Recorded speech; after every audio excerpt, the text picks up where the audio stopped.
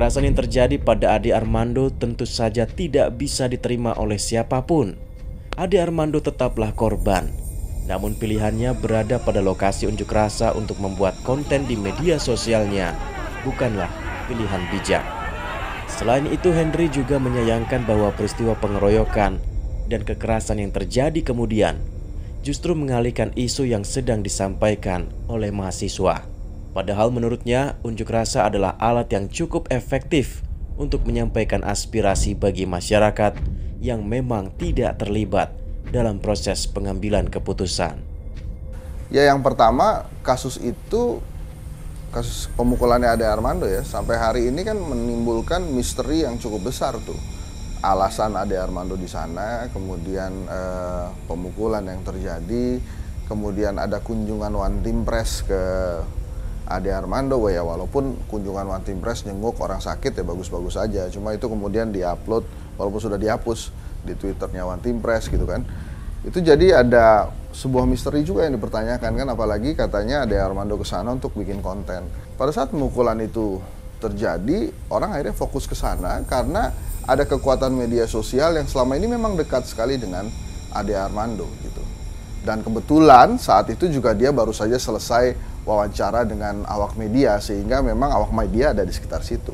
Kita nggak tahu tuh ada pemukulan Ade Armando, kita tahunya justru setelah selesai, setelah aman, naik ke atas, kita baru tahu bahwa di WA Group lagi rame ada pemukulan Ade Armando gitu. Menurut catatan memori saya aja nih, jadi nggak buka catatan sejarah sama sekali. Kekerasan terhadap tokoh gitu ya, ini baru satu ini yang tergamblang jelas namanya dan kemudian terblow up memang besar sekali, dan salut kepada polisi yang segera menemukan orang-orang yang melakukan tindakan kekerasan kepada Ade Armando, walaupun katanya memang sempat salah identifikasi wajah ya, tapi tetaplah itu harus diapresiasi karena cepat sekali kemudian dapat dan langsung ditindak gitu. Oke. Ini menarik Bang Henry, tadi Anda mengatakan bahwa ya saya tidak tahu yang membuat skenario, dugaan Anda dari mana? Ya, Anda mengatakan bahwa ini ada yang membuat skenario ini dan sebagainya. Yang jelas kan ada niatan skenario juga Bang Ade Armando berada di lokasi kan. Skenarionya kan datang dari dia. Dia mau bikin konten, tapi memang yang mengatakan bukan Bang Ade kan, tapi salah satu temannya mengatakan Bang Ade ke sana memang untuk bikin konten aksi mahasiswa. Kontennya seperti apa kan kita nggak tahu. Tapi kedatangannya dengan kru itu memang dia datang dengan skenario ke sana. Jadi artinya gitu. Minimal ada skenario yang terkuak, itu skenarionya Ade Armando datang ke sana memang untuk bikin konten. Tapi kalau kemudian kejadiannya jadi berimbas ke pemukulan, nah itu yang kita nggak tahu siapa skenarionya, apakah ada skenarionya gitu.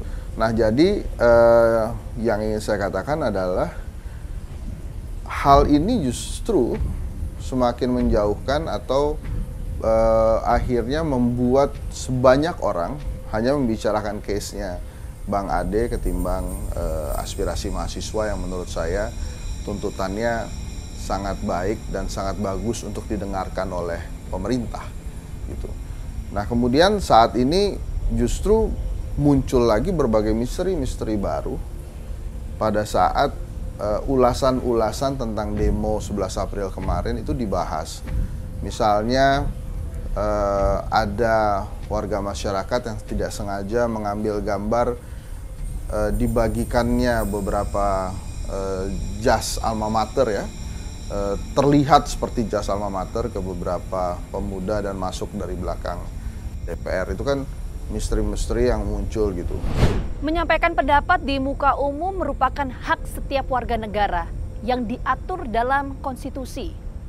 Namun kekerasan dalam bentuk apapun tidak dibenarkan dalam ruang demokrasi. Menjadi pertanyaan tentu, apakah kemudian kekerasan yang dialami oleh Ade Armando ini merupakan spontanitas belaka atau ada alasan lain di balik itu? Kita tunggu perkembangan penyelidikan dari pihak kepolisian. Saksikan terus Fakta setiap hari Senin pukul 8 malam hanya di TV One.